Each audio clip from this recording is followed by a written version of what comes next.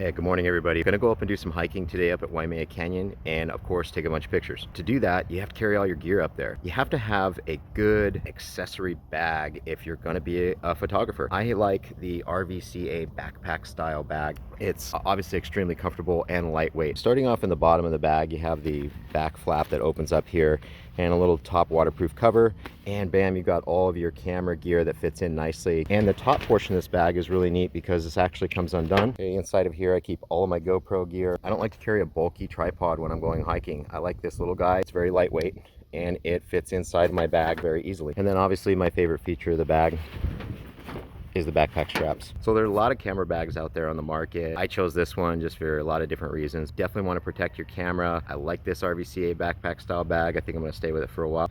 Hope you guys have a great day. See you guys next time from Randy Sage Photography.